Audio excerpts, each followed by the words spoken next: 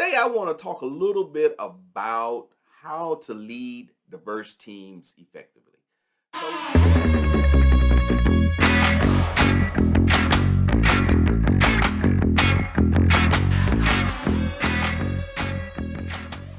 Hello, everyone. My name is Glenn Guyton, your cultural competency navigator, diversity, equity, and inclusion in the workplace trainer. It is so good to be talking to you today. Today, I want to talk a little bit about how to lead diverse teams effectively. So, you know, when we think about diversity, equity, and inclusion, we all have something in mind what that means. But we have to translate these theories, these thoughts into action. So how do we effectively lead diverse teams? That's something we really need to think about if we want to practice inclusive leadership. So my question for you today, is your workplace ready for the workforce of the future? Are you ready for what's coming on? We have an increasingly diverse workforce. Our hiring market is becoming more and more competitive, right? With the global pandemic, many of the Gen Z people dropped out of the workforce, and they won't be re-entering for a while. Our older workers are staying longer. So right, so we're aging, right? Our population is aging for a number of reasons. We're adding better quality of life toward the end of our lives. So people aren't retiring at 65. We're going to have more women in the workforce uh, as we progress. We're going to have an increased number of Hispanic workers in the workforce. And again, the number of non-white people in the workforce will continue to grow. So our workforce dynamics are changing. People will be with us longer. Who is in the workforce is going to look different than it did 10, 15 years ago, and we have to be ready for that. And I think people are willing to speak up a little bit more right now in the workforce. People have a different sense of who they are and how identity does matter when it comes to their work-life balance. So, hey, you got to be ready for it. If you are a supervisor, if you're an older supervisor, hey, I'm Gen X, but if you're a baby boomer, if you're supervising this new workforce, I want to give you a few tips to help you be effective. Well, first of all, you're just going to have to be comfortable with difference, and you're going to have to be comfortable with people talking about how they are different. That's really the key. Difference is okay. Back in the old days, I don't know if you remember the old Apple IBM commercial where everyone kind of looked the same. It was right after the Olympics, and it was just a group of people, bald-headed people, just sitting in a row, and they were supposed to be kind of like IBM. Yeah, we've transitioned, and that transition has been happening for a while. You're gonna have to be comfortable with difference. People are going to look differently. They're going to act differently. They're going to come from different places to join your team, and that's okay. You're going to have some conflict because people want to exercise their individual identity. Now that doesn't mean that you can't have standards, that you can't have corporate policies, or that you can't enforce a dress code or something like that at work. But just be mindful that um, some of the uniformity that we've had in the past is going away, especially as people work from home. That's going to be part of it, right? That part of that difference is working from home, and you're going to have to be intentional as a leader, as an employee, about how you're going to manage that. And so, how do you manage that? Get your people trained. Training is important. I'm a diversity, equity, inclusion in the workplace trainer. So, hey, get your people trained. Let's talk about these things. Help people learn how to manage differences. We want to be culturally competent in our organizations. We want to be able to work through the tensions and have effective conversations about race and identity. Those things are important, and people need to know how to handle the change that's happening in the workplace and what your goals are when you think about diversity, equity, inclusion. What do you want to happen? How do you see this playing into your organizational values? So Get your people trained. Next, be intentional about naming roles and reasons. People need to know where they fit in the workplace. We want people to succeed. We want to build effective teams. And part of that means building trust, being intentional about why we hire people for specific roles. You should know that.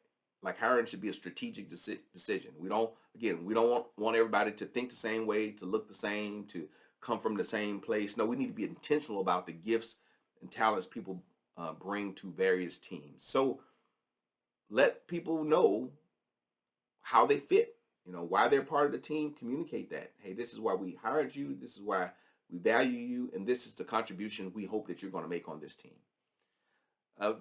I said it a little earlier in the first part of this video, but be mindful of generational differences. We have to acknowledge those things. We were all formed in different ways, and there are a number of generations working in the workplace now.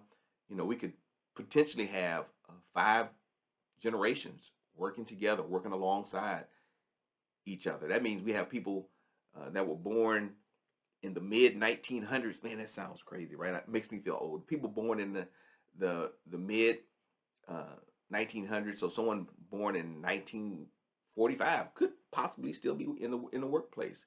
Then we have baby boomers, those people in the workplace. Gen X, my generation, still going strong in the workplace. Millennials, they're older now, right? Millennials, you're getting old. I'm sorry, you're getting to be middle age now. Many millennials and Gen Z, the kids of Gen X, right? They're entering the workforce. So we have all these people working together with different expectations, different understandings of technology, different comfort levels. Hey, and don't assume that older people don't know anything about technology. I heard a speaker a few weeks ago talking about this. Who do you think created the technology? Gen Z didn't create the technology that they're using. No, baby boomers and Gen Xers created the technology. So older people are comfortable with technology. Don't get it twisted, people. Don't get it twisted. Get creative with check-ins. This is very important. Checking in with people, managing the culture of your organization, seeing how people are doing, especially with dispersed staff. What is your process for working with dispersed staff? People that are working from home. How are you going to keep that camaraderie going? How are you going to build a workplace culture if folks are checking in on a regular basis? Again, you can have a coffee time. Hey, we're going to have coffee. It's Zoom. I'm going to drink some coffee out of my Houston Oilers cup right now. But maybe you have coffee check-ins, and then have time for people to get together face to face. That physical interaction is still important, but we have to gather together. So get creative with your check-ins, how you're talking to people, and utilize technology. Hey, technology is great, but it doesn't replace everything. Get social. Again, kind of goes along with check-ins, but get social. Do some fun stuff. Everything doesn't have to be work related. Again, your check-ins can be fun. It could be coffee time, talking about football or underwater basket weaving. Have some fun check-ins, have some business oriented check-ins. Some of these things can be mandatory, some of these things can be optional. Mix it up for people, but it's important that you keep that interaction going. We're not just producing widgets, but we do have to have some social interactions. We're all people. We're all human beings, right? We have to get close to one another, get to know one another, and let's have some variety to how we do those things, because we do have different cultural expectations and paradigms, and so be mindful of that. Part of that means just getting smart. Getting smart about culture and cultural differences, the rules and values of the various groups that you lead and that you're a part of. Culture is the way we do things around here. So wherever your here is, that's part of the culture. But we also bring culture with us into our organizations. So that's the kind of seventh thing. Getting smart about cultural differences and how they may impact how people see and receive things. There are certain holidays that people value more than maybe another culture would value. And so how do you reward people? How do you respect maybe some cultural differences when it comes to communication, time off, and how we show appreciation to people? Those are things that you can get smart on. And finally, just be empathetic.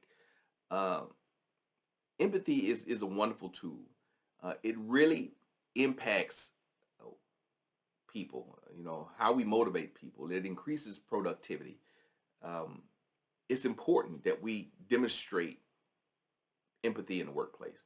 Now, I'm not a real touchy-feely kind of guy. Like I'm a nice guy, right? But I'm not a touchy-feely kind of guy. But it takes very minimal effort to show real empathy. Hey, how's your family doing? Um, is there something I can help you with today? Hey, you're looking a little down. Uh, do you need a minute? Hey, can I get you a cup of coffee? It takes very little to show real, genuine empathy. Learning people's like names, right? Or learning the names of their family, pronouncing people's names correctly, mentioning something that is of value to someone. Those are just small ways to create empathy and to demonstrate that to the teams that you lead. So hopefully those few tips that I've shared with you today will help you.